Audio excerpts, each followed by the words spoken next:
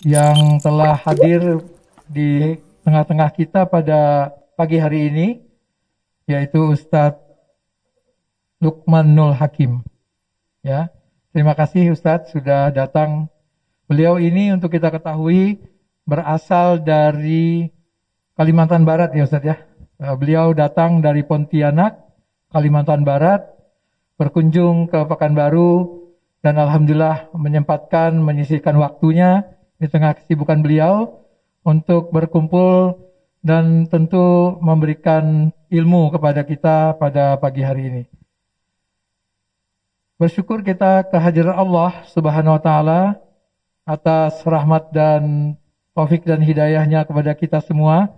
Alhamdulillah kita hadir di tempat ini dalam keadaan sehat walafiat, dan tentunya kita tak henti-hentinya bersyukur karena tidak mungkin kita dapat duduk di tempat ini, tidak mungkin kita masih bisa menghirup udara oksigen yang disediakan oleh Allah tanpa izin Allah.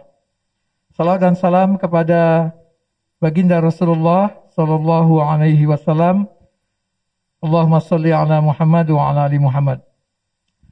Bapak Ibu yang saya hormati, seluruh insan aulia yang hadir pada pagi hari ini, kita bersyukur karena pagi hari ini tanpa diduga kemarin kami mendapat kabar dari Pak Reza bahwa besok akan datang ke Aulia Hospital Ustadz Luqmanul Hakim untuk memberikan tausiah ya kepada kita semua. Dan ini lagi-lagi adalah nikmat Allah yang sangat besar. Mudah-mudahan kita mendapatkan ilmu dari Ustadz Luqmanul Hakim, dan tentunya yang paling penting adalah kita bisa mengamalkan ilmu itu nantinya. Baik, untuk menyingkat waktu, pagi hari ini kita akan lanjutkan acara dengan sambutan dari mewakili Direktur Aulia Hospital yang akan disampaikan oleh Bapak Wakil Direktur Aulia Hospital kepada Bapak Asrul Rinaldi. Kami persilakan.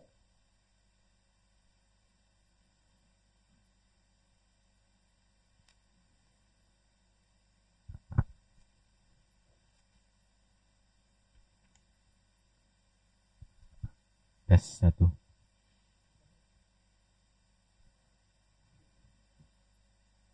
Assalamualaikum warahmatullahi wabarakatuh.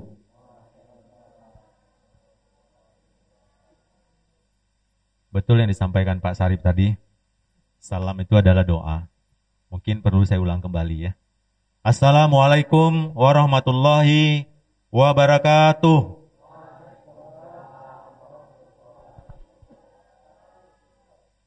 Puji syukur kita panjatkan kepada Allah Subhanahu wa taala. Alhamdulillah, pada kesempatan hari yang berbahagia ini kita diberikan rahmat, hidayah iman, kesehatan, dan kesempatan di mana seluruh insan aulia pada kesempatan pagi hari ini sudah dapat berkumpul di ruangan auditorium Aulia Hospital. Yang saya hormati Bapak Wakil Direktur PT PDM Bapak Reza. Selamat Pak Reza atas kami diberikan pencerahan pagi hari yang Sabtu berbahagia ini. Yang saya hormati Bapak Kuswara pada kesempatan hari ini sudah datang di tempat kita. Yang saya hormati Dr. Prof. Azambrif yang salah satu mewakili dari dokter kita yang masih beraktivitas di layanan di lantai dasar. Dan yang tidak lupa saya hormati teman-teman yang hadir pada hari ini dari berbagai divisi yang sering kita sebut dengan insan aulia. Mungkin izinkan Pak Reza untuk penyemangat pagi hari ini, izin Pak Ustadz, kami di sini ada penyemangat pagi namanya. Jadi yang terpajang di depan kita bersama ini adalah namanya Share Value Insan Aulia. Jadi izinkan saya sejenak untuk menyemangati supaya acara ini bisa menjadikan penyemangat kita ke depan supaya insan aulia bisa berkarya, bertambah maju ke depannya. Untuk kita semua, mari ya Saya sebutkan lantangkan, insan aulia. Insan aulia senantiasa melayani dan menjaga kesehatan masyarakat dengan ikhlas, tepat, dan tuntas. Ya, terima kasih. Saya mengucapkan salam kepada Ustadz kita dari jauh-jauh dari Kalimantan sudah berkenan hadir pada kesempatan ini. Yang saya muliakan dan saya hormati Ustadz Lukmanul Hakim. Selamat datang Ustadz di Aulia Hospital. Inilah keberadaan kami di sini. Dan pada kesempatan hari ini saya mohon izin kepada Bapak Ibu semua mewakili Ibu Direktur kita, Dr. Anika Paramita, pada kesempatan hari ini tidak bisa bergabung bersama kita karena ada keperluan keluarga, sehingga saya diminta untuk mewakili dari direksi dalam acara tausiah yang akan kita laksanakan ke depan. Ustadz, izin saya sedikit untuk memperkenalkan. Kami kepinginnya Pak Ustadz yang banyak diberikan waktu, supaya kami nanti bisa mendapatkan penyegaran, penyemangat untuk bisa memboyong Aulia Hospital ini ke depan menjadi rumah sakit yang maju dan berkah. Kesempatan ini saya izinkan menampilkan sedikit Ustadz profil terkait dengan Aulia Hospital. Aulia Hospital ini didirikan atau grand opening itu dilaksanakan pada tanggal 2 Oktober 2016. Alhamdulillah berkat niat baik dan ikhtiar beliau, bagaimana bisa mengembangkan bisnis beliau, terutama di rumah sakit, karena bisnis rumah sakit ini juga merupakan bisnis yang bisa membawa berkah. Yaitu owner yang kami muliakan adalah Bapak Haji Nur Zaidi SE, yang sering dipanggil dengan kata panggilan Pak Edi Tanjung. Beliau kita soft opening pada tanggal 30 Juni 2016 dan alhamdulillah dengan kekuatan tim tanggal 2 Oktober kita sudah grand opening dengan tipe rumah sakit tipe C. Kalau dilihat dari gedung, sebenarnya Aulia Hospital ini sudah standar tipe B. Tetapi karena kita lihat dari prospek bisnisnya rumah sakit pada saat itu, maka manajemen memilih kita untuk berada di tipe B. Karena fasilitas yang kita miliki ini sebenarnya sudah merupakan persyaratan tipe B, baik sarana dan prasarana yang ada. Ini sekilas beliau adalah aslinya orang Batu Sangkar, Ustaz, Sumatera Barat. Dan berkarya, berbisnis di Riau, alhamdulillah sukses. Dan pada saat ini juga beliau menjabat sebagai anggota DPR RI dari Gerindra. Dan pada kesempatan itu juga anak beliau, Bapak Oli, juga berada di DPRD Provinsi dari komisi, saya lupa komisi, tapi dari Partai Gerindra juga. Pada kesempatan ini kami izinkan sedikit menjelaskan terkait dengan profil Aulia Hospital mungkin yang akan kita tayangkan sejenak fasilitas apa yang ada di Aulia Hospital. Silakan Pak Noy terkait dengan profil Insan Aulia kami di sini. Jadi besar harapan kami kepada Ustadz untuk bisa memberikan beberapa ilmu tausiah supaya kami Insan Aulia bisa bekerja lebih baik lagi, lebih jujur, lebih semangat. Mungkin itu yang bisa saya sampaikan pada kesempatan pagi hari ini.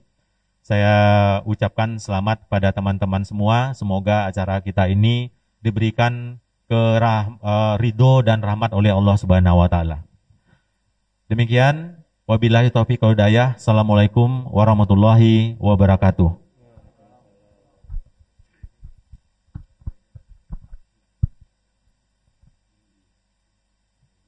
Terima kasih kita ucapkan kepada Bapak Asrul Rinaldi, Wakil Direktur Aulia Hospital, yang telah menyampaikan kata sambutannya untuk kita semua. Baik, kita masuk ke acara selanjutnya, yaitu acara inti kita pada hari ini adalah mendengarkan tausiah siraman rohani dari Ustadz Luqmanul Hakim. Namun sebelum kita persilakan beliau, izinkan saya untuk menyampaikan terlebih dahulu sedikit tentang biodata Ustadz Luqmanul Hakim. Beliau lahir di Pontianak, Kalimantan Barat, 27 Juni 1984, masih muda sekali. Dan beliau adalah alumni Pondok Modern Darussalam Gontor, lalu melanjutkan ke International Islamic University Malaysia. Ya, jadi beliau dari Islamic University Malaysia. Beliau ini, Ustadz Luqmanul Hakim, adalah pendiri dan pengasuh Pondok Modern Munzalan Mubarokan Ashabul Yamin yang terletak di Kubu Raya, Kalimantan Barat. Beliau juga adalah pimpinan Masjid Kapal Munzalan yang saat ini mengelola puluhan lembaga amal soleh yang tersebar di wilayah Indonesia. Dan beliau juga, hebatnya ini, beliau juga merupakan inisiator lahirnya Gerakan Sedekah Akbar Indonesia dan Gerakan Infak Beras Indonesia. Tepuk tangan untuk Ustadz. Baik, seluruh insan aulia dan Bapak Ibu yang saya hormati, sekarang kita dengarkan tausiah dari beliau dan mari kita simak dengan baik. Tentunya untuk bisa kita ambil intisari dari apa yang disampaikan beliau dan diamalkan nantinya. Kepada Ustadz Luqmanul Hakim kami persilakan. Yang saya hormati seluruh insan aulia, para dokter, Bapak Direktur, pejabat, dan semua orang-orang baik yang tidak bisa saya sebutkan namanya satu persatu. Insya Allah saya berdoa semoga yang hadir di sini semuanya termasuk orang-orang yang selalu dalam lindungan dan kasih sayang Allah.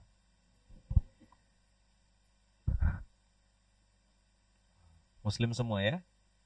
Alhamdulillah. Berarti ini kita sama-sama umat Nabi Muhammad berarti. Soalnya saya di Pontianak biasa ketemu sama orang yang campur. Ada non-muslimnya juga. Ya, jadi termasuk Masjid Kapal Munzalan yang tadi diceritakan. Masjidnya kecil. Kayaknya lebih besar aula ini daripada masjid kami. 11 meter kali 17 meter aja. Masjid kecil dalam gang. Yang hari ini dengan izin Allah dikasih amanah, dikasih ujian. Ujian apa Ustaz? Ujian kebaikan.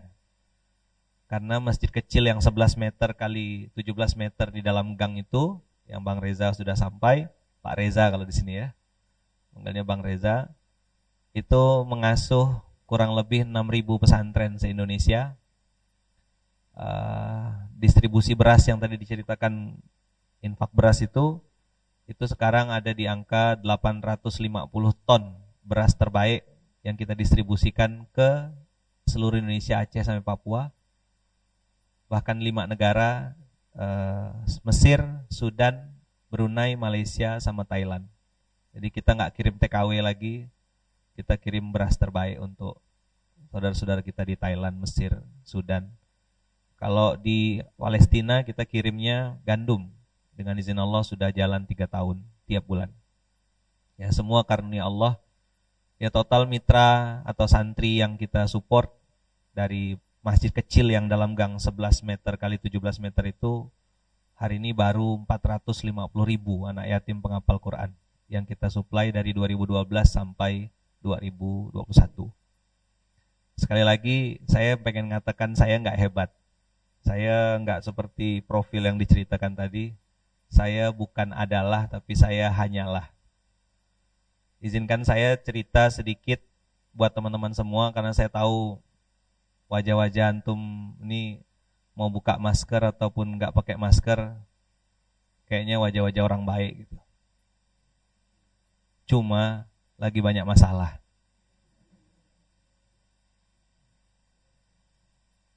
Dari cara duduk, cara jawab salam, cara pegang HP, saya di Malaysia belajar sedikit gitu ya tentang human science, ilmu manusia. Jadi cara orang itu menatap, cara orang itu duduk, itu nampak mata-matanya tuh. Ada yang matanya kosong, ada yang matanya blank gitu. Termasuk Masjid Kapal Munzalan yang tadi 11 meter kali 17 meter itu, kita punya, kalau orang nyebutnya karyawan, kami tidak pernah pakai istilah karyawan. Kalau di sana ada insan aulia, di sini ada insan aulia, di sana kami nyebutnya ormas, SPA. Apa itu ormas? Orang masjid. Jadi masjid yang punya TK, masjid yang punya lembaga pendidikan, masjid yang punya Baitul Mal, yang ngurusin fundraising tadi Baitul Mal, masjid yang punya amal usaha, pusat dakwah, masjid yang punya pabrik roti, masjid yang punya PT ya gitu. Jadi masjid ini holding besarnya. Nah, kita punya 4 kaki gitu, punya rumah sehat juga. Ada, kami nggak pakai istilah rumah sakit, kami pakainya mustashfa bahasa Inggris, bahasa Arab, cuma diterjemahkan jadi RSM, Rumah Sehat Munzalan. Jadi rumah sehat ini memang harapannya orang datang ke sana jadi sehat gitu. Ya kan? Bukan tambah sakit, karena hari ini sepertinya orang miskin dilarang sakit. Nggak tahu, mudah-mudahan saya salah gitu. Karena saya pernah di episode miskin, di episode nggak punya duit, di episode babak belur. Jangankan mau makan gitu ya, minum air putih aja yang harga 20 sen itu waktu di Malaysia tuh tak punya duit. Jadi kalau tadi diceritakan beliau adalah. Hari ini saya mau ngomong saya hanyalah gitu.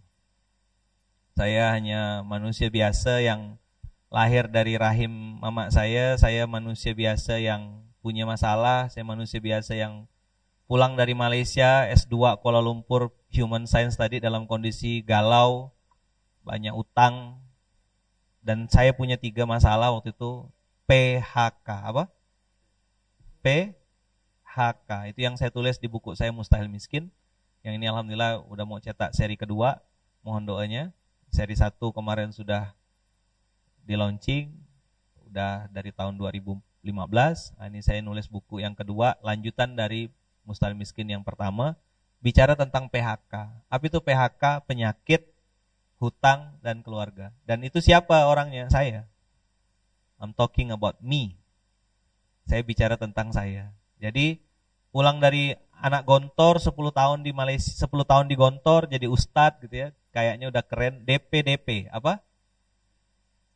Bukan DP, SP2. SP2. Apa itu SP? Saya pikir saya pintar gitu. Coba bilang. Makanya botaknya depan belakang. Kalau saya buka kopiah ini botaknya depan belakang. Botak depan tuh banyak mikir, botak belakang tuh pintar. Jadi kalau botaknya depan belakang, dia pikir, dia pintar gitu. Kalau enggak botak gimana Ustaz? Itu artinya enggak mikir, enggak pintar juga gitu. Gurau ya. Orang Pekanbaru ini bisa bercanda kan? Soalnya saya takutnya mukanya, karena saya lihat wajah-wajahnya nih. Enggak apa-apa ya saya ngomong apa adanya ya. Wajah-wajah banyak masalah memang. Tapi orang baik antum ini. Coba tepuk sebelahnya bilang, saudaraku, ikut saya. Gini kayak kepegang Pak Reza. Tepuk aja, kanan boleh, kiri boleh, bebas lah. Kanan aja, kanan. Ya tepuk, pelan-pelan aja jangan marah-marah ya. Bilang, saudaraku, kamu nih orang baik. Cuma, lagi banyak masalah. Saudaraku, kamu nih orang baik. Cuma, lagi ada tanggungan. Saudaraku, masalah kita sama. Yang beda adalah nominalnya. Maka tepuk sebelahnya bilang gini, saudaraku, udahlah, taubatlah, jangan ngutang lagi.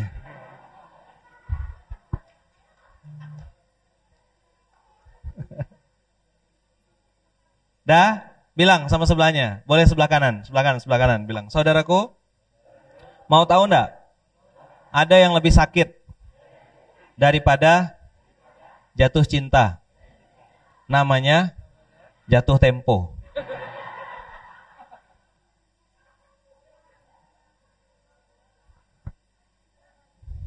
Yang ketawa paling keras tuh antara dua. Kalau enggak dia tersangka, dia pelakunya.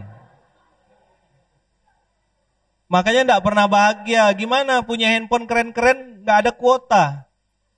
Ngandalan wifi kantor. Maka sekali aja wifi kantor bermasalah, pasti dia paling komplain pertama. Jadi handphone keren, nggak ada kuota. Kenapa? Uang untuk kuota, untuk cicilan. Tapi ada yang lebih parah daripada jatuh tempo. Namanya putus cinta. Coba bilang. Putus cinta. Sudah putus tapi masih cinta gitu. Iya. Kalau diajak, kata orang Melayu Pontianak, kalau diajak merampot suka. Merampot tuh ngomong nggak jelas gitu. Ya. Jadi udah ketahuan masalahnya apa di sini Insan Aulia ini? Dah itu aja. Jadi motivator sekelas malaikat Jibril pun datang ke sini. Ya, ada ayat Qur'annya surat 6 ayat 111 tuh kan. Kalaupun malaikat turun, orang mati hidup lagi. Ya kan? Dan wahasyarna alaihim kulla syai'in qubula, kami hamparkan apa yang mereka minta. Insentifnya itu 1 miliar 1 minggu gitu. Maka nuliyu'minu illa ayyasha Allah. Tidak akan pernah beriman kata Allah kecuali Allah yang izinkan. Jadi saya dengan izin Allah selain jadi kalau profesi utama sekarang guru ngaji kampung. Ngajar di masjid kecil 11 meter kali 17 meter itu, dan profesi sampingannya konsultan perusahaan. Jadi saya dampingi perusahaan-perusahaan yang omsetnya dari mulai puluhan juta sampai ratusan miliar sebulan. Dan itu ada beberapa perusahaan di seluruh Indonesia. Jadi saya tidak punya bisnis tapi jadi komisaris di beberapa perusahaan. Itu kerjaan sampingan, kerjaan utama guru ngaji kampung. Karena saya lebih bahagia jadi guru ngaji kampung. Kalau jadi dosen cuma bisa ngajar mahasiswa. Tapi kalau jadi guru ngaji kampung bisa marah-marahin board of director, bisa marahin CEO, bisa marahin ini. Enak sekali jadi guru ngaji kampung. Kalau dia mau marah, marah sama yang punya Quran saya bilang. Surat sekian, ayat sekian, surat sekian, ayat sekian. Nah, itulah profesi guru ngaji kampung, profesi utama. Nah teman-teman semua, PHK yang tadi saya bilang, penyakit, hutang, dan masalah keluarga ini yang bikin orang nih hari ini gak bisa bergerak kemana-mana. Banyak bos-bos, CEO, owner-owner perusahaan yang datang tuh, kalau di bawah, depan satpam tuh gagah gitu. Giliran udah face to face gini, saya panggil board of directornya, mana manajer ini, panggil semuanya duduk sama saya bilang. Langsung, pegang tisu masing-masing. Kenapa? Nangis. Karena apa yang dipajang di ini, tidak sama dengan praktek di lapangan. Ini kan display aja. Yang di sana, perusahaan di sana. Kalau di sini enggak. Enggak apa-apa, kan saya ngomong gini nih. Jadi muka-muka pembangkang, muka-muka tukang bohong, lain yang disuruh, lain yang dikerjakan, tahu saya muka-mukanya. Di depan iya pak, siap pak, siap pak. Nanti di belakang bos dia yang bikin bigos, biang gosip. Bikin grup dalam grup.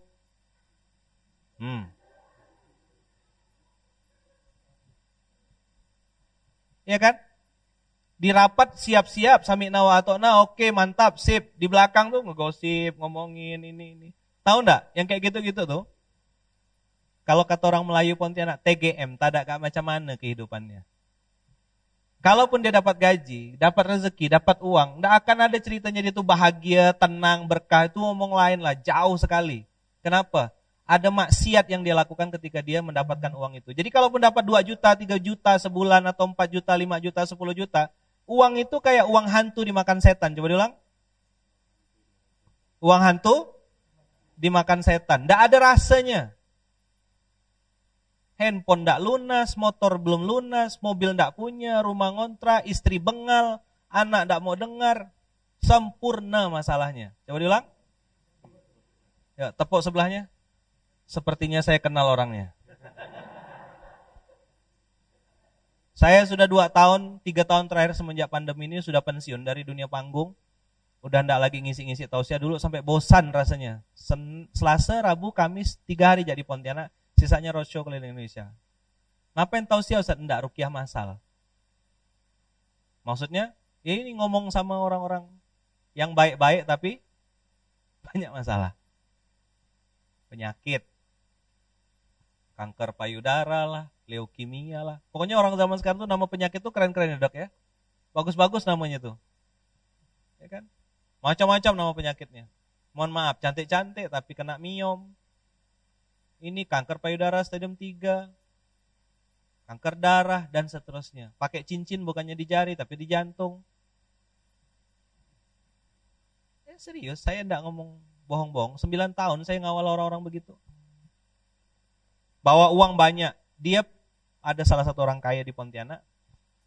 Dia untuk berobat tuh sekali terbang pakai jet pribadi. habis uang paling sedikit 200 juta untuk terbang bolak-balik, untuk transplantasi salah satu organ tubuhnya. Sampai ke Cina, sampai ke Jerman, pakai jet pribadi. Sultan kan banyak duit. Begitu dia berobat, bolak-balik, dia marah sama pihak rumah sakit karena tidak bisa menyembuhkan. Dokternya jawab dengan kalimat yang bikin dia tidak bisa ngomong. Apa dokternya bilang? Pak, dengan uang Bapak yang banyak, Bapak bisa beli obat yang terbaik. Tapi Bapak tidak pernah bisa beli kesehatan. Dengan uang yang Bapak miliki, Bapak bisa beli fasilitas dokter, jasa dokter terbaik. Tapi Bapak tidak pernah bisa beli yang namanya kesembuhan. Kesembuhan itu dari Tuhan. Terus dilemparkan uangnya. Jadi untuk apa saya ngumpulkan uang selama ini? Itulah yang disebut sama, kita sering dengar, uang itu tidak bisa beli segala-galanya. Jangan pernah berpikir bahwasanya uang itu akan menyelesaikan masalah. Memang betul, tidak semuanya bisa diselesaikan pakai uang. Betul enggak? Makanya itulah kita perlunya kartu debit. Bukan kartu kredit ya, kartu debit. Kalau kartu kredit itu gaya aja kan. Utang banyak. Jadi makan pakai utang kok bangga gitu. Jadi nanti pas mati itu ditanya Allah, utang. Ini utang durian, ini utang peye, ini utang ini. Utang semua. Gimana hisapnya di hadapan Allah nanti? Apa enggak angus kuburannya? Saya sih enggak nakut-nakutkan, cuma ngasih tahu yang sudah masuk enggak pernah ada yang balik gitu. Coba tepuk sebelahnya, saudaraku. Saya ikhlas. Kalau kamu duluan. Pasti takut. Maka Nabi Muhammad SAW 1400 tahun yang lalu bilang gini, ada dua yang paling dibenci manusia. Satu, dia benci kalau didoakan kekurangan rezeki. Mudah-mudahan cepat bangkrut ya Pak. Oh marah dia. Maunya apa? Murah rezeki Pak. Nah, senang langsung ngangguk. Cepat bangkrut ya Pak. Marah dia, matanya langsung lotot. Yang ngomong bukan saya, Rasulullah. Rasulullah bilang manusia itu paling benci kalau didoakan kekurangan rezeki. Yang pertama. Yang kedua, paling benci kalau didoakan cepat mati. Ada ulang tahun kan, milad gitu. Barakallahu fi umrik dan segala macam. Dia lupa, dia bilang ulang tahun. Mana ada ulang tahun? Yang benar tuh hilang tahun. Apa yang benar? Hilang tahun. Berkurang jatah hidupnya semakin hari. Orang kaya mati, orang miskin duduk di belakang, duduk di depan, pakai masker, enggak pakai masker, ngomong, dengar. Saya ikhlas kalau antum mau duluan. Atau saya terakhir enggak apa-apa. Atau saya yang terakhir, antum yang duluan boleh. Kita semua pasti mati. Apa hubungannya Ustadz dengan aulia nih? Penyakit hutang keluarga. Badan sehat, cantik, tapi punya penyakit dalam. Kalau sekedar penyakit lahir itu gampang ngobatinnya. Nah, yang masalah hari ini orang juga punya penyakit batin. SMS, coba diulang. SMS. Apa itu? Sudah miskin sombong. Apa? Suruh sholat enggak mau, suruh sedekah enggak mau, beli handphone merek buah-buahan, tapi giliran kurban perasaan. Punya mobil keluaran terbaru, Mercedes, BMW, Alphard dan lain-lain. Giliran kurban sapi belah 7. Tahu sapi belah 7? Giliran sholat Jumat, kota amal lewat, pura-pura tidur. Bangun-bangun kapan? Barakallahu li walakum fil Qur'anil azim. Baru bangun dia. Baca Quran laju, baca Quran nggak bisa. Suruh bedain mana alif lam syamsiah, alif lam qamariyah nggak paham. Tapi kalau nengok 50.000 dengan 100.000, tahu dia bedakannya. Kenapa pada diam? Kenal orangnya? Hah? Kalau kata kawan-kawan di Pontianak, Bang Lukman tuh kan dipanggil Bang Lukman ya. Bang Lukman tuh kalau ngomong, kajiannya bukan kajian ruang tamu, kajiannya kajian dapur, merica, cabe. Ya. Maka kalau kata Bang Reza, 4 hari kan kemarin di Pontianak, bukan lagi di Rukyah, di Keramas Reza. Rontok semua kutu-kutunya, telur kutunya, ya kan ketombe-ketombe nyilang semua. Teman-teman semua, kadang-kadang untuk ngerapikan sesuatu tuh perlu amplas. Perlu apa? Enggak semuanya tuh harus pakai elus-elus gitu. Ada episode-episode Allah tuh amplas kehidupan kita. dan paling mudah menasihati orang tuh saat sedang susah. Kalau mau nasihat ke orang, kasih nasihat dia pada saat dia sedang susah. Kayak saya nih misalnya buka WA, nanti ada tiba-tiba yang inbox lah, yang DM lah, apa di Instagram gitu kan, Ustadz. Nah kalau udah Ustadznya panjang tuh Om, pasti lagi punya masalah. Jadi orang itu akan datang waktu susah, tapi hilang waktu menang. Jadi waktu uangnya nggak ada, lagi bermasalah, oh pasti DM, pasti WA, Ustadz, tolong doakan dong supaya ruko saya cepat laku. Kirimlah Al-Fatihah, Bismillahirrahmanirrahim, Al-Fatihah, gini. Begitu laku, hilang tak tanpa jejak. Betul nggak? Nggak berani jawab ya. Begitu tingkah laku manusia. Marah Ustadz, nengok kayak gitu? Enggak. Kaget? Enggak juga. Kenapa? Di Quran udah dikasih tahu. Jangankan kita, Allah jadi tinggalkannya kok. Kakak lihat aja orang sakit tuh. Gimana kalau dalam rumah sakit? Allah, Allah gitu kan? Kapan? Lagi sakit. Itu ada pepatah Melayunya kalau di Pontianak, kue korket, kue belodar. Coba diulang. Kue korket, kue belodar. Sudah sakit, baru sadar. Jadi kapan nasihati orang Pak? Nasihatin orang tuh saat sedang susah. Saya 9 tahun di Masjid Kapal Munzalan menemui orang. Tosa, saya ini Tosa. Tong sampah. Tempat dengar curhatan orang. Jadi jamaah yang datang tuh 3 jenis. Yang pertama, ini jamaah yang paling enak. Paling suka saya kalau ketemu jamaah kayak gini. Gimana? Dia yang cerita, dia yang curhat, dia juga yang ngasih solusi. Assalamualaikum Ustadz, suami saya itu lari dari rumah Ustadz, nggak ngasih nafkah saya Ustadz. Terus dia cerita. Terus Bu, tapi saya tahu Ustadz, saya harus sabar kan Ustadz. Pintar ibu nih saya bilang, cerdas. Dia yang curhat, dia yang jawab. Ini jamaah mandiri namanya. Jamaah apa? Jamaah mandiri. Dia hanya perlu didengarkan. Ada jamaah yang kedua. Dia curhat, cerita panjang lebar, selesai dia bilang gini, tapi Ustadz, benar kan saya Ustadz? Suami saya salah kan?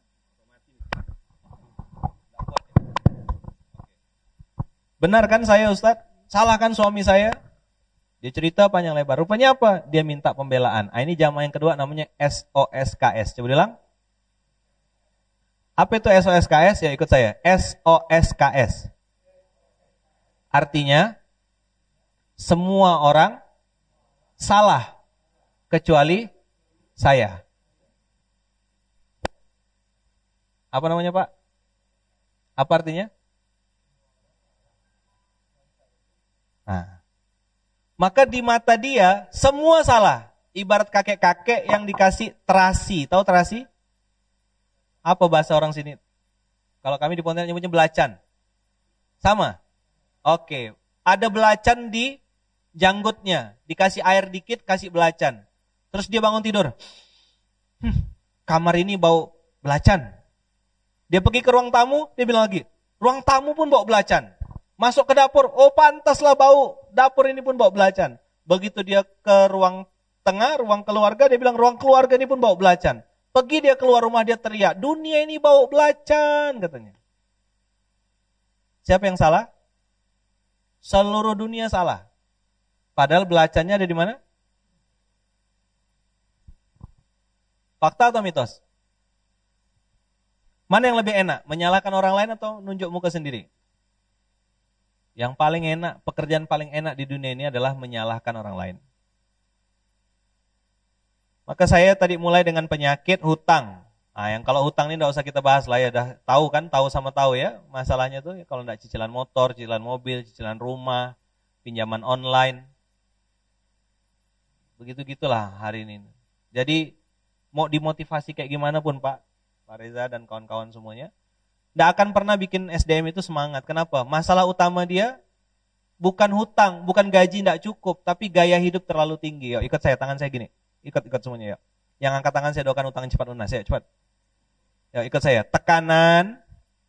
Ya, turun. Sambil senyum ya, karena rezeki itu datang sama orang yang bahagia. Walaupun antum pakai masker, enggak, senyum aja.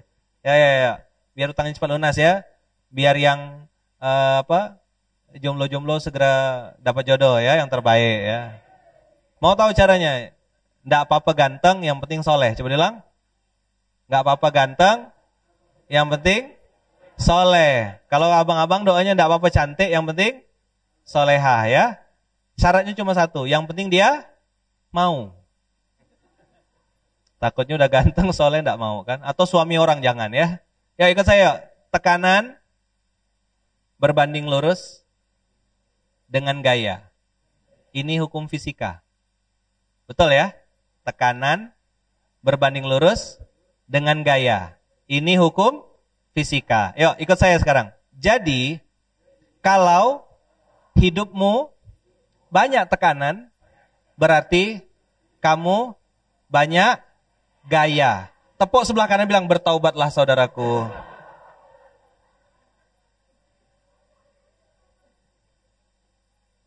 Jangan banyak gaya, nanti hidupmu banyak tekanan. Sorry Pak. Kenapa utang tidak lunas-lunas? Bukan income-nya tidak cukup, gayanya ketinggian. Nabi Muhammad itu kaya raya, tapi memilih hidup sederhana. Beda sama kita, hidupnya sengsara, tapi banyak gaya, makanya banyak utang. Mau dimotivasi kayak apapun karyawannya, mau diteriain bagaimanapun, tidak semangat dia, hidup segan mati tak mau. Pokoknya datang, fingerprint, pulang, kayak robot, hidup segan mati tak mau. Tidak ada spirit, mau gimana motivasinya? Orang dia sendiri tidak ada motivasi sama sekali. Dia saja belum selesai sama dirinya sendiri, gimana mau menyelesaikan masalah orang lain? Gimana mau menjadi terpercaya karena penuh tanggung jawab dan lain-lain, cepat tanggap, akurat dan disiplin? Orang dia sendiri belum selesai dengan masalahnya. Coba lihat, ikut saya. Gaji yang diterima, gaji 2, di sini awal bulan atau akhir bulan? Awal bulan. Nah, 7, lah, 7, gajinya berapa? 7, artinya setiap tanggal 7 sudah koma. Ada yang cuma numpang lewat. Mana ada motivasi lagi? Gimana tiap bulan hidup dari hutang ke hutang, pinjaman ke pinjaman? Ditambah masalah yang sudahlah kena penyakit hati, penyakit batin, punya masalah hutang, udah enggak semangat. Masalah juga di rumah, apa? Keluarga. Masuk kantor orang bukakan pintu. Selamat siang Pak, selamat pagi Pak. Oh, sampai kayak gini tadi pagi katanya hormatnya. Saking hormatnya orang di kantor, pulang ke rumah kayak sampah. Coba diulang. Pulang ke rumah kayak sampah. Nggak dihormati istri, nggak dihormati anak. Bapaknya datang, anaknya nggak peduli, sibuk main handphone. Ada ayah kayak nggak ada ayah. Ada istri kayak nggak ada jadi istri. Mana bisa motivasi? Kenal orangnya. Kalau pembantunya pulang, kalau mamanya pergi keluar kota atau pergi kerja gitu, anaknya cuma bye. Tapi kalau biijah yang sakit, biijah balik kampung, demam itu anak. Pergi anak masih tidur, pulang anak sudah tidur. Ini ibu kayak gimana? Dia pikir duit bisa menyelesaikan. Yahsabu annama lahu akhlada. Dia menyangka hartanya akan membuat dia kekal. Yang penting saya bayar pembantu, saya bayar babysitter, saya bayar ini. Ada hal yang diperlukan oleh anak, bukan duit. Apa? Kasih sayang. Apa itu keteladanan? Hadirnya seorang ayah. Kadang-kadang tidak muluk-muluk, kok anak itu cuma perlu didengarkan aja. Dengarkan, diusap-usap, pegang pundaknya. Gimana nak? Apa yang perlu ayah ini nak? Hadirlah sebagai ayah, hadirlah sebagai ibu. Itu titipan loh nak. Saya sering bilang sama kawan-kawan di Pontianak, anak itu titipan. Coba bilang. Bukan dititipkan. Wah, pengen resign semua yang ibu-ibu. Yuk, ikut saya. Cari duit sampai stres. Yuk, cari duit sampai stres. Sudah dapat duit, dipakai untuk ngilangkan stres. Ini orang benar-benar stres. Pegang kepalanya masing-masing. Astagfirullahalazim. Semakin kenal saya orangnya.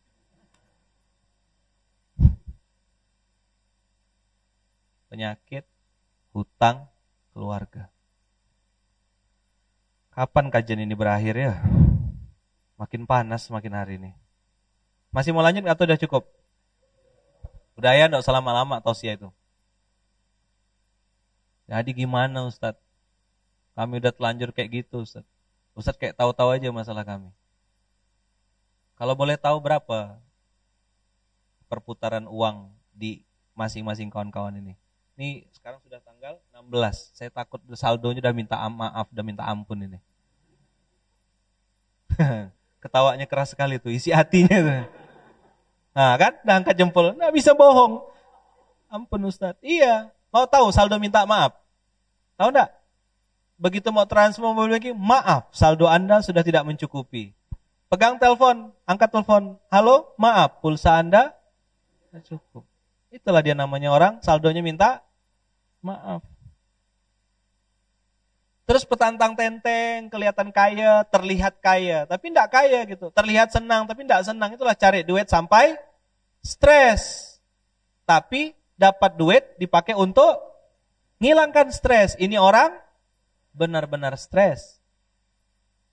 Jadi kerja di rumah sakit, tapi dia sendiri sedang sakit. Apa yang sakit? Jiwanya sakit. Yuk coba ngangguk-ngangguk. Oke, saya kenal orangnya. Ingat tadi jamaah yang tipe kedua, saya bilang SOSKS. Semua orang salah, kecuali saya. Mau tahu enggak obatnya gimana? Mau enggak obatnya? Mau enggak saya kasih polanya? Enggak mau pun enggak apa-apa gitu. Mau enggak? Yang mau berapa orang? Yang mau keluar dari putaran itu sampai udah bosan rasanya tuh. Enggak punya semangat lagi. Masuk kerja ya sekedar fingerprint. Enggak ada lagi motivasi itu, ada? Mau keluar dari zona itu. Yang betul-betul mau berapa orang? Berapa? Oh, dari cara ngangkat tangannya saya tahu masalahnya udah stadium 4 udah. Agak berat. Teman-teman semua, ada satu ayat Quran. Silakan buka. Ini pasti hafal semuanya.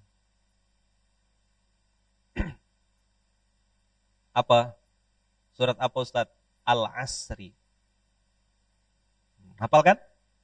Hafal. Yuk, buka. Wal asri. Apa? Surat keberapa itu? Awal. Wal asri, surat yang ke 103. Wal asri, Allah bersumpah demi masa, demi waktu. Waw di situ wawul qasam. Waw sumpah. Wad duha wal laili wal fajri. Nah, Allah bersumpah demi waktu asar. Wal asri. Demi masa kata Allah. Innal insan. Teman-teman, Allah pakai kata-kata insan. Makhluk ciptaan Allah itu ada malaikat, ada jin, ada binatang, makhluk hidup yang lain. Tapi Allah spesifik menyebutkan innal insan. Berarti kita semua ini insan. Ubur-ubur masuk enggak? Enggak. Cumi-cumi? Enggak. Kepiting?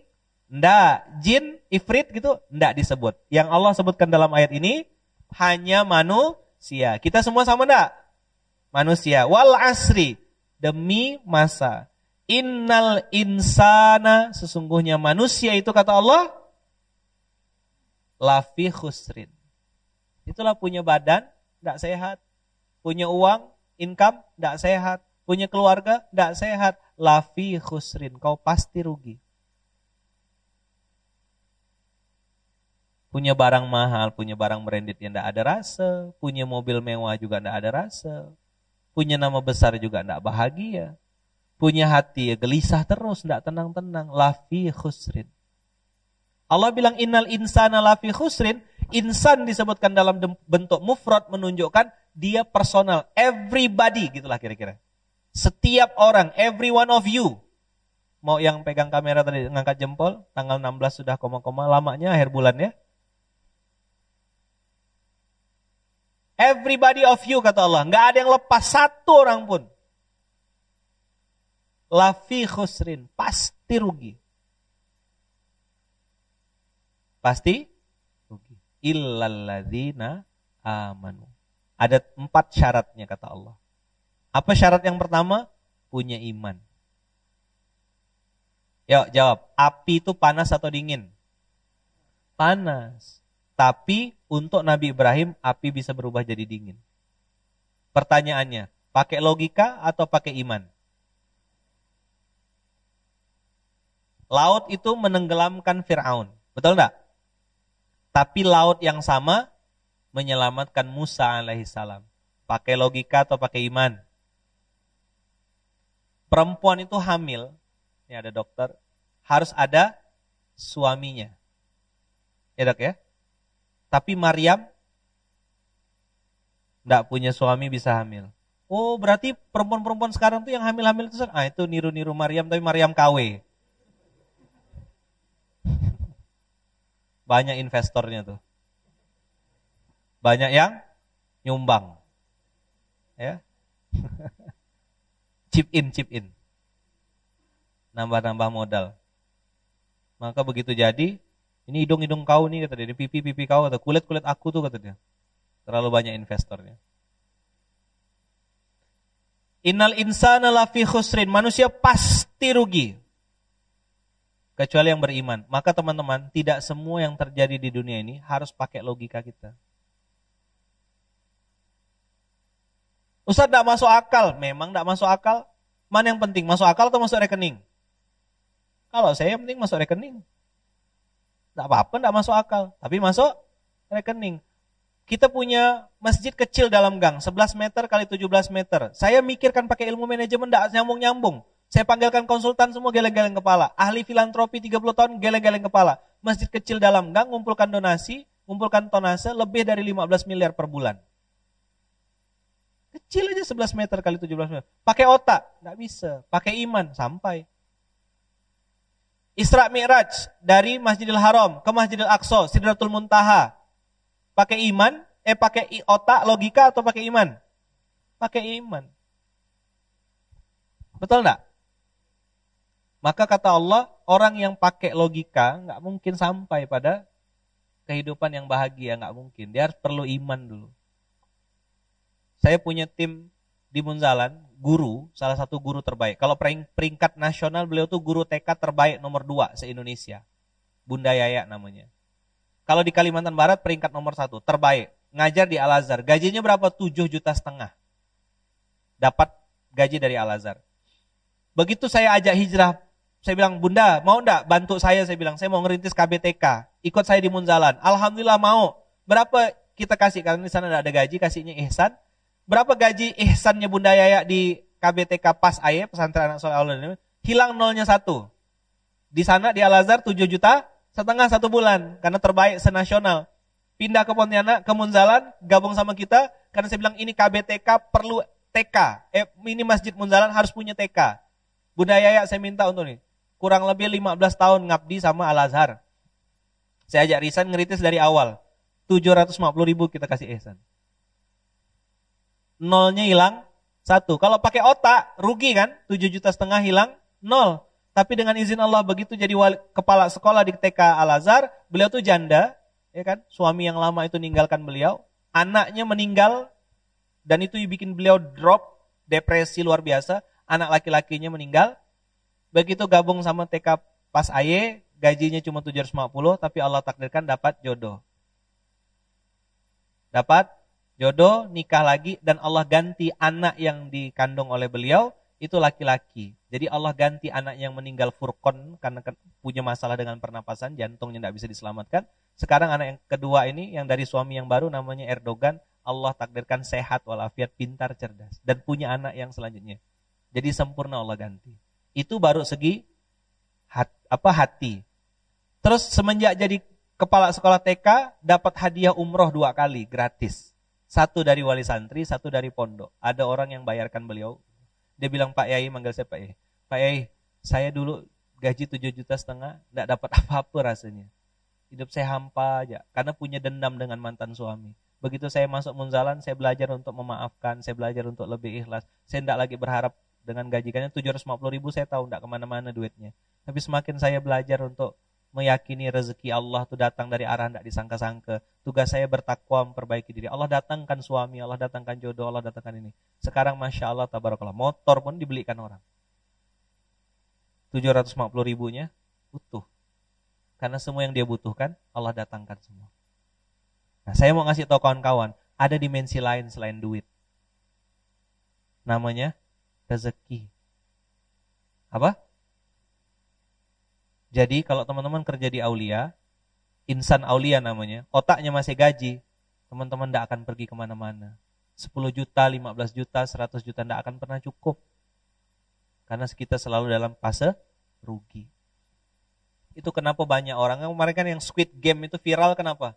Karena ada quotes yang diambil kan, orang-orang yang tidak punya uang dengan yang punya kelebihan uang sama-sama tidak bahagia. Kenapa? Tidak tahu cara memanfaatkan uang. Karena otaknya memang profit minded. Matcuan namanya apa? Matcuan. Marginal apa? Di mana ada margin, situ baru kenal. Kaum marginal. Kalau ada margin baru kenal. Nah, teman-teman semua, satu iman. Bagaimana cara menghadirkan iman di aulia ini, Ustadz? Nah, nomor 2 Allah ajarkan wa'amilus solihat, beramal solehlah. Caranya, begitu mau starter motor, baca bismillahirrahmanirrahim. Ya Allah, saya kerja di aulia hospital. Tempat saya ini ya Allah, nanti banyak orang sakit, banyak orang susah. Bismillah ya Allah, inna solati wa nusuki wa mahyaya wa mamati lillahi rabbil alamin. Ya Allah, saya ngetik, bikin laporan keuangan, ngurus komplain, menghadapi pasien, menghadapi dokter-dokter, menghadapi karyawan-karyawan, saya niatkan ini ibadah saya untuk engkau, itulah amal soleh. Kalau bicara profit, bicara duit, berapa lah kita dapat? Di sini rata-rata berapa? 3 juta, 4 juta sebulan? Rata-rata segitu. Kalau hitung-hitung dengan pengeluaran, ya kan? Gak cukup. Baru 2 hari aja udah habis tuh duit. Saya tahu kan, Pekanbaru ini sama kita Melayu. Melayu itu kan biar pape asal begaya. Coba bilang. Betul enggak? Enggak apa-apa, tak berduit, yang penting gaya dulu. Maka ada kalimat kan, kalau bukan Fortuner ya bukan, belum tajir gitu. Kalau kaya semua orang cium tangan, begitu miskin banyak orang ngetawakan. Betul enggak? Jadi saya nyampaikan ini, ngasih tahu sama kawan-kawan semuanya, tenang saja, bukan cuma di Pekanbaru kok begitu. Seluruh dunia itu begitulah gayanya. Orang akan hormat sama barang, orang akan hormat sama mobil, orang akan hormat sama jabatan. Makanya orang tuh gila-gila semua sama jabatan, gila-gila sama uang. Tapi saya mau ngasih tahu sama kawan-kawan, kalaupun dia punya uang, punya jabatan, punya titel, punya predikat, tidak akan pernah bahagia kalau dia mengingkari ayat yang kita bahas hari ini. Amanu wa amilus solihat. Jadi gimana Ustaz supaya bernilai ibadah? Niatkan segala sesuatu yang kita lakukan karena Allah. Bismillahirrahmanirrahim, fingerprint datang. Bismillahirrahmanirrahim, fingerprint pulang. Hal yang sederhana dengan menyebut nama Allah. Datang, pergi, ya Allah, saya masuk kerja ini cari rezeki yang halal. Nah, saya mau sampaikan juga teman-teman, salah satu yang membuat orang itu rugi adalah dia curang. Apa? Curang. Kontrak kerja ada enggak di sini? Kalau kita di Munzalan di SPA itu ada kontrak kerja. Bukan cuma kontrak kerja tapi kontrak santri. Jadi orang-orang di Munzalan yang gabung sama kita punya masjid kan, saya bilang tadi 11 meter kali 17 meter. Berapa SDM karyawannya yang di internalnya? 500 orang. Itu hanya di Pontianak aja. Jadi masjid kecil diurus oleh 500 orang. Dedicated dari pagi jam 7, jam 8 sampai jam 5 sore. Full time. Saya bilang sama mereka, kalau cari gaji, cari duit, jangan di sini. Screening awal udah enggak lulus. Tapi kalau mau cari rezeki, sini tempatnya saya bilang. Karena yang akan memberi antum rezeki bukan saya, bukan Masjid Kapal Munzalan, tapi yang punya Masjid Kapal yaitu Allah Subhanahu wa taala. Nah, makanya banyak cerita-cerita teman-teman dapat motor, dapat umroh, dapat dapat suaminya orang baik, bulan madunya ke masjid. Keren enggak? Enggak, kata kakak-kakak. Tapi masjidnya Masjidil Haram, Masjid Nabawi. Plus Turki. Bulan madunya kemana? Masjid. Tapi Masjidil Haram. Itulah rezeki. Nah, saya mau ngasih tahu tadi sedikit, mumpung masih ada waktu. Curang. Di dalam kontrak kerja 8 jam kerja. Tapi dia kerja cuma 3 jam, 4 jam. Sisanya nongkrong di warung kopi. Gimana duit yang dibawa pulang mau berkah? Orang dia curang sama perusahaan. Saya tidak nakut-nakutkan, cuma ngasih tahu aja. Uang yang haram itu yang dibawa balik, itu bukan jadi solusi. Bikin masalah, anak sakit. Istri tidak mau dengar. Mohon maaf ya, kalaupun nanti hamilnya susah. Saya sih tidak nakut-nakutkan, cuma mau ngasih tahu. Uang haram tuh tidak akan bikin solusi. Uang haram pasti nambah masalah baru. Jadi kakak-kakak yang hari ini di bagian HRD, di bagian ini, kasih tahu sama mereka, Bang, Kak, insan aulia yang baik. Ini bukan cerita berapa, how much you get. Bukan masalah ini, nominal. Ya kan? Tapi ada yang dikejar, yaitu keberkahan. Ini yang hari ini orang-orang kejar semua. Apa itu berkah? Ziyadatul khair, bertambahnya kebaikan. Dapat uang, bisa dipakai untuk taat. Punya gaji, bisa sedekah sama orang tua. Itu mahal. Saya kemarin baru cerita di SMK. Saya bilang ada orang pernah jadi kepala sebuah instansi pemerintah. Ya kan? Punya uang ratusan juta. Ternyata masuk penjara. Siapa yang membuat dia masuk penjara? Anak buahnya sendiri. Jadi anak buahnya ini pengen dapat posisi bapak ini. Dijatuhkanlah, digulingkanlah ceritanya. Masuk penjara lah si fulan ini. Begitu keluar dari penjara, ketimpa tangga, istri minta cerai. Saya tanya, dulu bapak berapa dapat income? Paling sedikit 100 juta Ustaz sebulan. Oke, saya bilang, dengan uang 100 juta bapak pakai untuk apa? Saya ajak untuk istri saya belikan istri saya berlian, saya bawa dia ke Singapura, bawa dia jalan-jalan ke Malaysia. Ini orang Pontianak. Saya bawa jalan-jalan dia kemana-mana yang dia mau, saya bawa semuanya.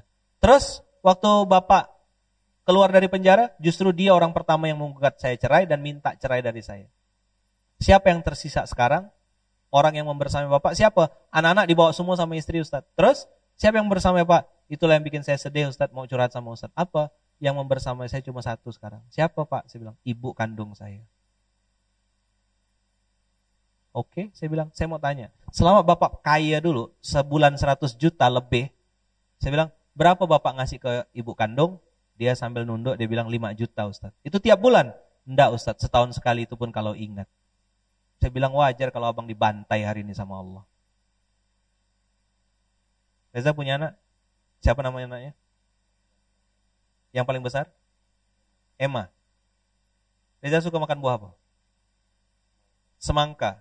Tiba-tiba Emma, anak Pak Reza, datang bawa semangka. Manggilnya ayah, papa, pipa, papi. Baba. Baba, ini Emma bawakan semangka untuk Baba. Berapa juta harga semangka sekilo? Tergantung dolar. Ya. Anggaplah 10.000 ya. Ada gak semangka 10.000? Nggak ada lah ya. 4.500. 7.000 yang nggak ada biji. Oke, 7.000. Terus Baba, Emma bawakan buah kesukaan Baba, namanya semangka. Tapi Emma nggak bisa beli yang besar Baba, baru bisa beli yang 2 kilo saja, 3 kilo. 1 kilo 7.000 kali 3, 21.000. Tapi Baba, ini Emma belikan Baba semangka, Emma ngumpulkan uang jajan selama 1 minggu untuk bisa belikan Baba hadiah. Pertanyaan, Reza marah atau nangis? Nangis. Pertanyaan, Reza mampu enggak beli semangka pakai uang Reza? Apa yang mahal, semangkanya atau perhatiannya? Paham antum? Banyak anak-anak muda hari ini, hidup segan mati tak mau, penghasilan banyak, kerja di perusahaan besar, nyungsep masuk paret. Kenapa? Lupa sama orang tua. Waktu banyak duit, waktu tidak berduit datang ke orang tua. Giliran sukses sudah berhasil, orang tua lah orang pertama dilupakannya. Tidak bisa kemana-mana hidup antum. Orang tua saya kaya Ustadz, bukan masalah kayanya. Yang mahal adalah perhatiannya. Bawakan buah kesukaannya. Orang tua kita suka martabak, bawa martabak. Ada saya suruh Reza waktu itu kan. Belikan mukena terbaik. Belikan sajadah terbaik, belikan orang tua kita suka pakai sarung, belikan sarung merek BHS, sarung-sarung yang mahal-mahal tuh belikan, biar bangga dia, ini baju dibelikan sama anak. Yang mahal apa? Perhatian, itulah amal soleh. Sholat tidak pernah, kerja bolos-bolos, fingerprint bohong-bohong, bikin laporan-laporan palsu, giliran dapat duit di jalan bilang gini, rezeki anak soleh dari Hong Kong.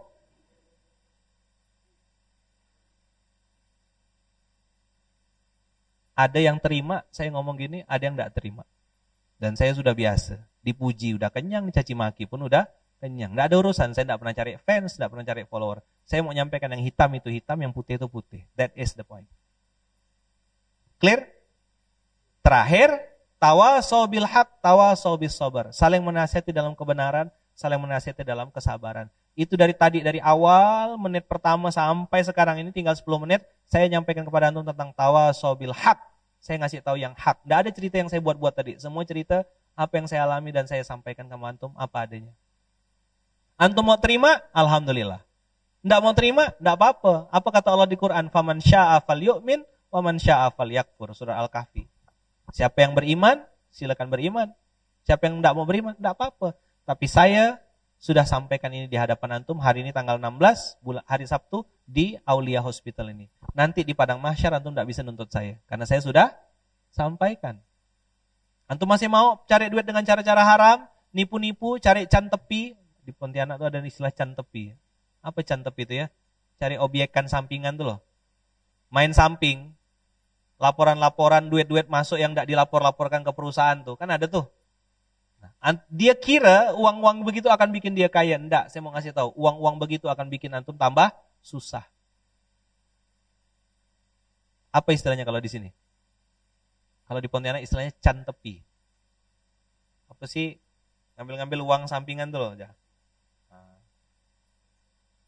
Nyeludup, horor betul.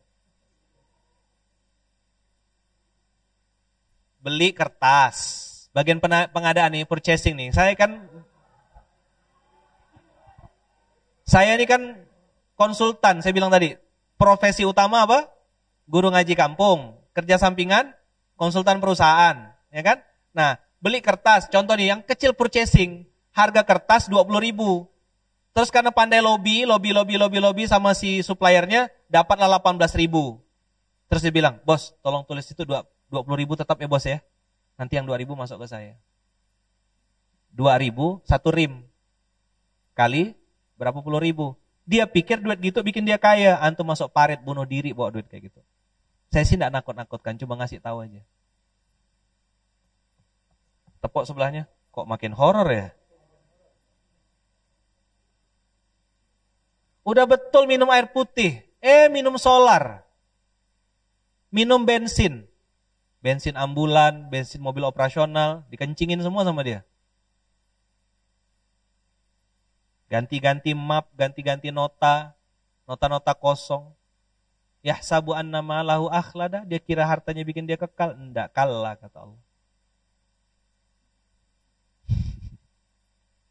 Enggak pernah ya dengar materi-materi tausiah kayak gini ya. Horor ya. Apalah Pak Reja bawa orang kayak gini katanya. Tapi saya mau ngasih tahu juga di akhir, Allah ada berita bahagia buat kita semua. Tawasau bis sabar.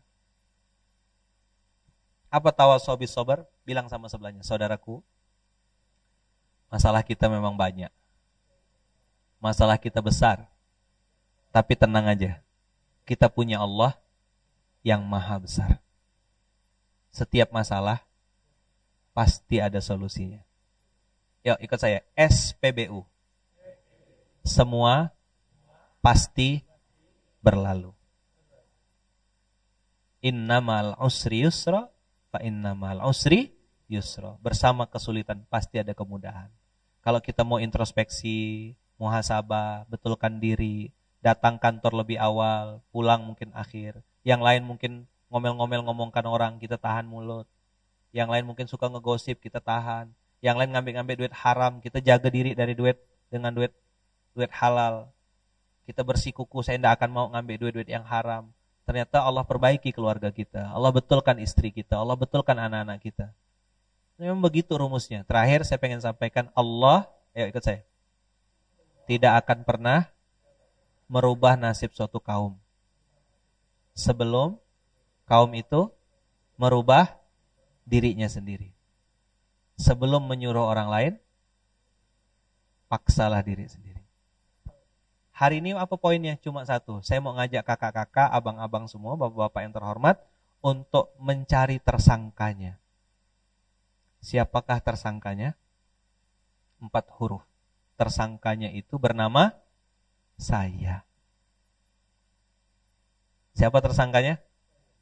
Jadi jangan nyalahin manajemen, jangan ngalahin karyawan, jangan ngalahin dokter, jangan nyalahin pasien. Lihat aja, tunjuk muka sendiri.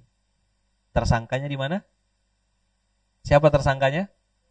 Pengen hidupnya tenang, pengen hidupnya bahagia, pengen rezekinya berkah. Dari mana mulainya? Sip. Mantap. Ar-Ra'du surat ke-13 ayat 11. Jadi teman-teman, mudah-mudahan apa yang saya sampaikan ini ada manfaatnya. Yang baik-baik itu pasti dari Allah. Yang salah dari diri saya pribadi. Lalu gimana Ustadz? Dari mana kami mulainya Ustadz? Nah, sederhana aja. Sederhana mulainya. Yuk ikut saya. Terima. Yuk ikut. Terima. Kasih. Terima. Kasih. Terima. Kasih. Kenapa hidup tidak bahagia? Pelit. Kedekut. Bakhil. Sukanya nerima aja, suka ngambil, nggak suka geser. Maka terima kasih itu rumusnya terima kasih. Dapat, geser lagi. Dapat makan seperlunya, geser. Yuk, ini ada beli 2 nih, makan yuk sama-sama. Kenapa? Orang pelit hidayahnya sulit. Coba bilang. Orang pelit tubuhnya gampang sakit. Orang pelit kuburannya sempit. Terima kasih. Gimana supaya bahagia? Lagi?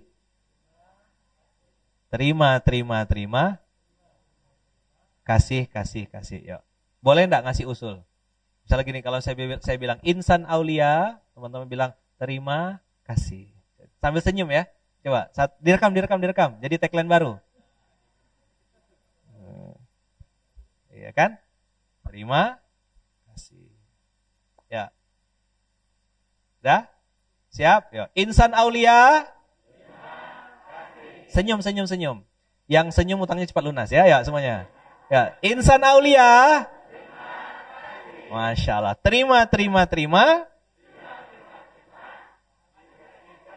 Mantap. Allahu Akbar. Terima kasih banyak. Jazakumullah ahsanal jaza. Barakallahu fikum. Jangan lupa rumusnya terima kasih. Assalamualaikum warahmatullahi wabarakatuh.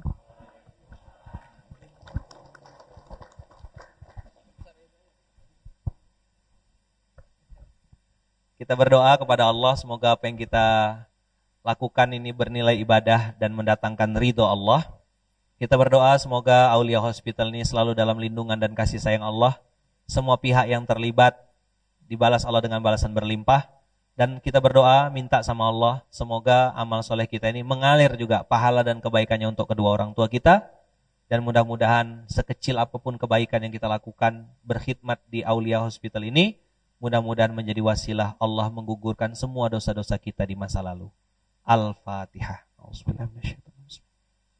Alhamdulillahirrabbilalamin arrahmanirrahim maliki yaumiddin. Iyyaka na'budu wa iyyaka nasta'in. Ihdinas siratal mustaqim, siratal ladzina an'amta 'alaihim ghairil maghdubi 'alaihim waladdallin. Amin. A'udzubillahi minasyaitonir rajim. Bismillahirrahmanirrahim. Alhamdulillahirabbil alamin. Allahumma shalli ala sayidina Muhammad wa ala ali sayidina Muhammad. Allahumma ighfir lana dzunubana wa liwalidina warhamhuma kama rabbawna shighara. Ya Allah, terima amal soleh kami ya Allah. Perbaiki kehidupan kami ya Allah. Beri kami guru-guru yang baik-baik. Perbaiki guru-guru kami. Beri kami keluarga yang baik-baik ya Allah, perbaiki keluarga kami. Beri kami karyawan, staf, tim, manajemen yang baik-baik ya Allah, perbaiki tim, staf dan manajemen kami. Beri kami perusahaan yang baik ya Allah, perbaiki perusahaan kami. Ya Allah, Engkau maha besar, kami kecil. Engkau maha hebat, kami tidak ada apa-apanya. Ya Allah, masalah kami besar, tapi Engkau lebih besar. Ya Allah, ya Rahman ya Rahim, terima amal soleh kami ya Allah.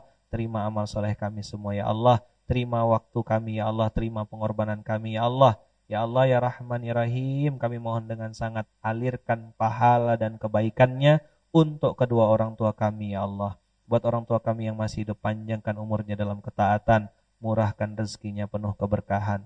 Ya Allah, buat orang tua kami yang sudah wafat, lapangkan kuburannya ya Allah. Semoga kebaikan yang kami lakukan di perusahaan ini, di hospital ini ya Allah, menjadi amal jariah yang mengalir untuk kedua orang tua kami ya Allah.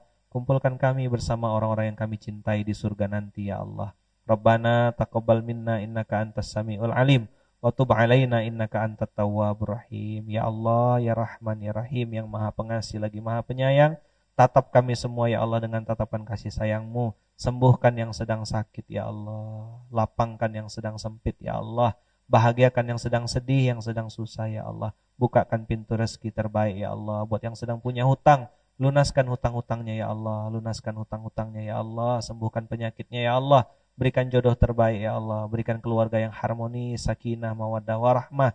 Izinkan kami ya Allah bisa hidup tenang tanpa hutang, hidup bahagia tanpa riba, hidup berkah di jalan Allah dan istiqomah sampai jannah. Rabbana anzilna munzalan mubarakan wa anta khairul munzilin. Rabbana atina fid dunya hasanah wa fil akhirati hasanah wa qina adzabannar. Walhamdulillahi rabbil alamin.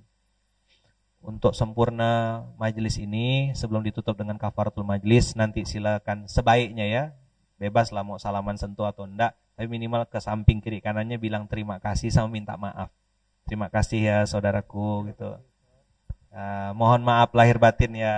Maaf ya Pak. Bilang apa? Terima kasih dan minta maaf. Mungkin ada salah kita selama duduk di majelis ini. Saya juga minta maaf. Mohon maafkan kesalahan saya, kata-kata saya yang tidak berkenan ya. Tolong doakan semoga kakak-kakak, abang-abang semuanya sehat, panjang umur, murah rezeki, bisa pergi haji, bisa pergi umroh insyaallah. Dengan cara-cara Allah. Terima kasih. Jangan lupa minta maaf ya, sama minta rekening sekalian. Jazakumullah khair. Kita tutup dengan kafaratul majlis. Subhanakallahumma wa bihamdika asyhadu alla ilaha illa anta astaghfiruka wa atubu ilaik. Kalau ada waktu main-main ke Pontianak, saya tunggu nanti di Masjid Kapal Munzalan ya. Terima kasih. Assalamualaikum warahmatullahi wabarakatuh. Waalaikumsalam warahmatullahi wabarakatuh. Terima kasih Ustaz, jazakallahu khairan atas tausiah yang diberikan. Dengan demikian berakhir acara kita pada siang hari ini. Sebagai pembawa acara kami mohon maaf apabila ada hal yang kurang berkenan. Billahi taufiq wal hidayah. Assalamualaikum warahmatullahi wabarakatuh.